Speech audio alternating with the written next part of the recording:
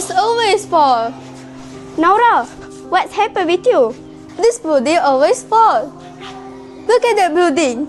It's higher than this, but it's stable. Oh, this is because...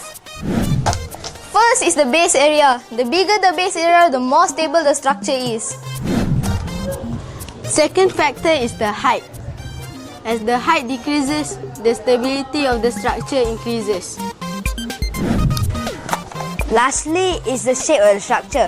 A tall building must have a suitable structure to be stable. And so now we know that there are 3 factors of stability, which are The base area, height, And the shape of structure. And so now we know how to build the most stable building. Yeah. Aku punya. Weh, aku punya. Tak ada lah aku punya. Weh, Munzi lah. Jom. Jom. Munzi, awak baca buku apa tu? Oh, ini buku The Boy Who Harnessed the Wind. Cerita pasal seorang budak yang bina kincir angin untuk tolong keluarganya. Kincir angin? Untuk apa? Dia guna tenaga angin dan tukarkan kepada tenaga mekanikal untuk pam air dan siram tanaman. Angin boleh bertukar ke? Macam magic lah. Saya pun tak pasti. Jom kita cari cikgu. Jom. Cikgu, nak tanya. Ya, Cikgu, betul ke angin boleh di tenaga lain? Macam budak dalam buku ni. betul Akif. Tenaga angin boleh ditukarkan menjadi tenaga lain. Contohnya, tenaga mekanikal. Macam mana tu cikgu? Jom kita tengok. Murid-murid, sekarang cikgu akan menerangkan kepada kamu semua tentang cara membuat projek windmill with pulley. Aina, mari tolong cikgu. Pertama sekali, murid-murid, kita perlu lubangkan pada kedua-dua belah sisi botol dan masukkan straw menebusinya. Selain itu, kita perlulah membuat bilah kincir anginnya pula. Sediakan satu lidi dan memotongnya kepada 2 bahagian, lalu masukkan lidi tersebut. Seterusnya, masukkan lidi tersebut ke dalam straw.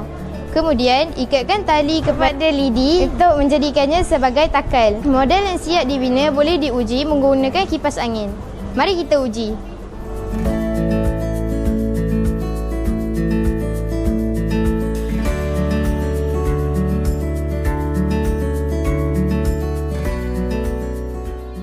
Oh, baru kami faham. Terima kasih cikgu.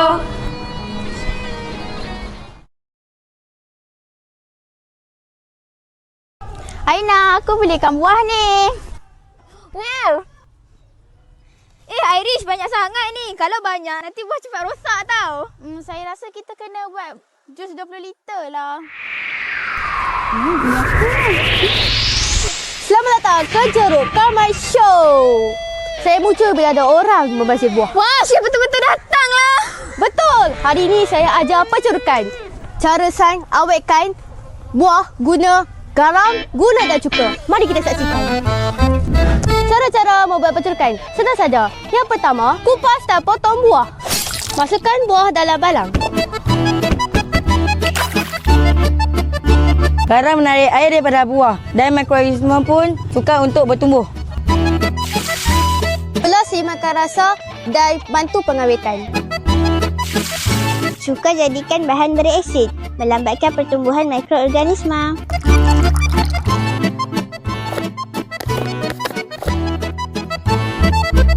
Tada, buah tak berbasir, tak jadi jeruk sedap. Oh, jeruk ni rupanya eksperimen yang sedap.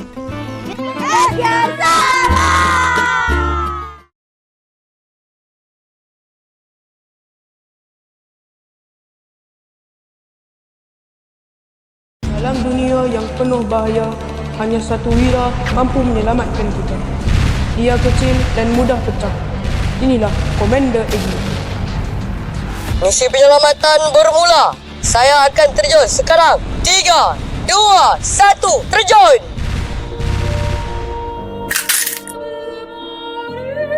Tidak, misi gagal.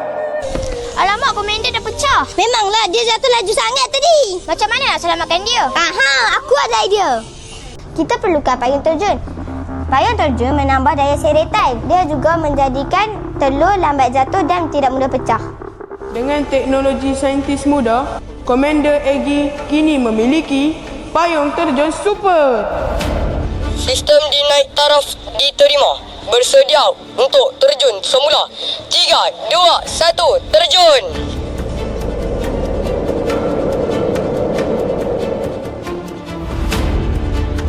Wait.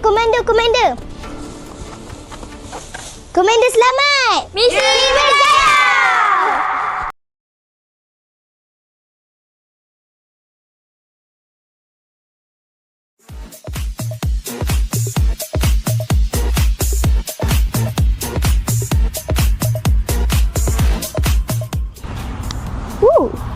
Bag.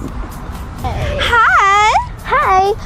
Wow, so nice bag. 350 ringgit minus 50% off, so equals to 300. Wow. She thinks 50% is 50 ringgit. Oh yes, of course. 300 only for one bag. Wow. So cheap I give for you. I want to buy. Please let me take my card. Sure. Stop! Put that purse down. Who are you? I am Discount Girl, protector of shopper. You've been discounted wrong. Step 1. 50% of 350 ringgit is actually RM175. So the discount is actually 175, not 50 ringgit. So the new total is, not good at maths. So the new price is 350 minus 175 equals to RM175. You guys cheated me with 125 ringgit. Okay, I admit it, okay? Fine, I will change the correct price. 175 ringgit. Remember, percentage is not the same as the actual value. Always calculate your discount. Discount Girl, your money savior.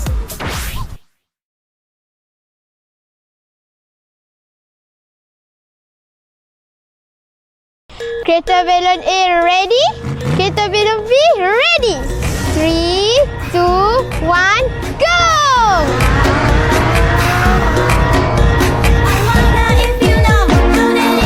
Itu dia, kereta A sedang memecut di hadapan.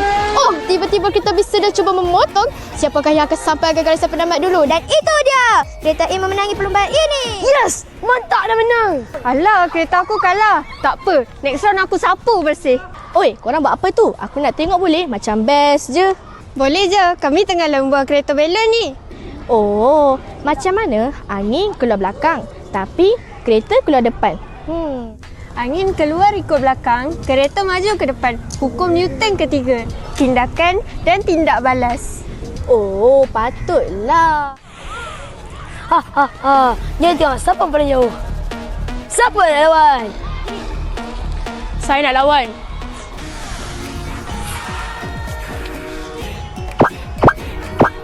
Okay, bye.